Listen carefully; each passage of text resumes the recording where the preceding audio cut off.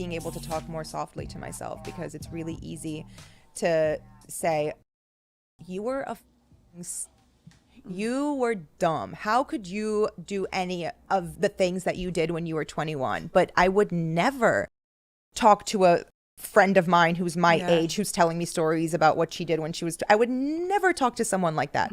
I would never think of anyone like that. So why am I not giving myself that same grace that makes us feel icky and feel like we're not deserving of?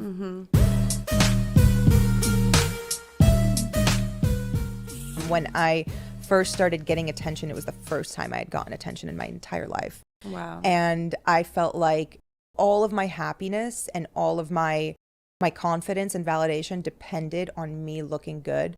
And it was that was really, really scary. And men's attention. Yeah, of course. That's exactly whose attention I thought that's whose attention I was chasing. I mean, of course, I think every young woman can relate to that, but especially if you felt like you hadn't had it and then all of a sudden you had it. Yeah. I am the most active on TikTok when I am the most depressed. Interesting. Yeah. Because it's an outlet.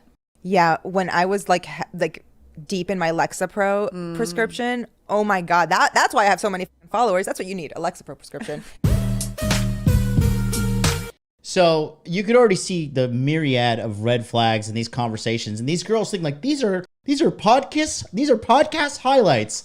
Yeah, these are podcast highlights of your fucking mental disease. That's exactly what this is, okay? What you're about to see here is what actually went viral. Here we go.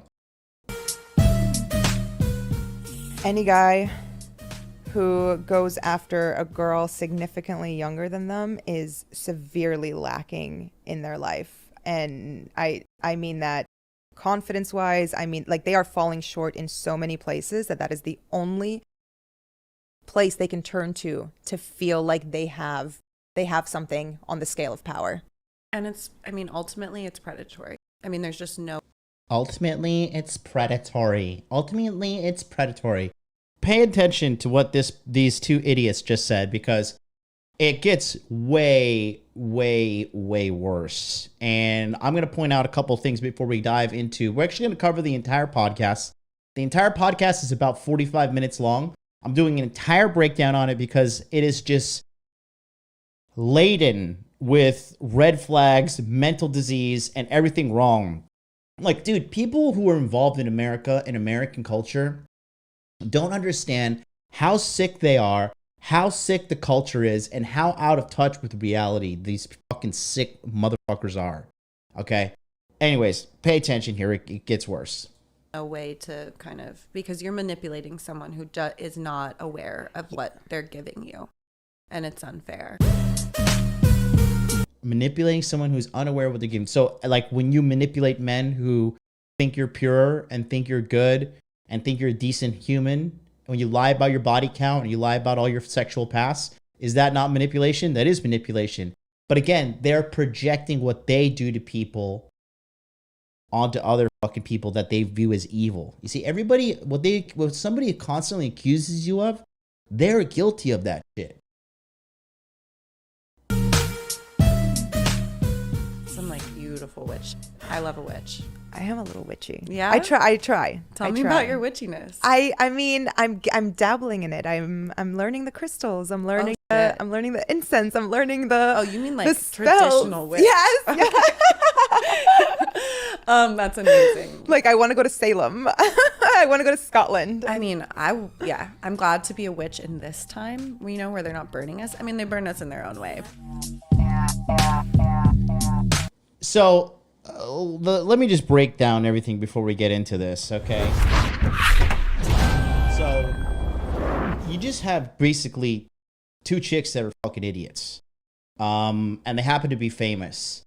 So, what you may or may not know is both of these women come from failed marriages, okay? They failed because, well, the thing is this. Mia Khalifa, look, here's the thing, guys. I don't give a shit what anybody says.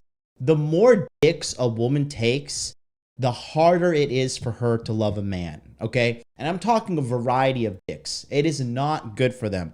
The evidence is out there. It's empirical, it's common sense. It's why you and I watching this, we probably haven't even met. Some of us we've met, Mark in the chat and etc. Right? But you and I both can come to the conclusion that we don't want a chick that's been fucked by a bunch of dudes. It's in our DNA. It's nasty. It's disgusting. It's fucking, it brings along a myriad of problems. Every dick a chick takes adds to a fucking, like, a fucking portfolio of mental diseases. And here we are, we just talked about this here on the highlight. Emily Ratajkowski is saying that, oh, guess what? Yeah, I was on Lexapro, right? I was on fucking anti fucking depressants, okay? And guess who loves this? Big pharma, they love this. Mainstream media, they love this. Why? Give me that money. Oh, you're depressed? Get some Lexapro. Stop like getting pumped and dumped by literally hundreds of dudes. Nah, I don't do that. Take some prescription drugs. That'll cure you, right?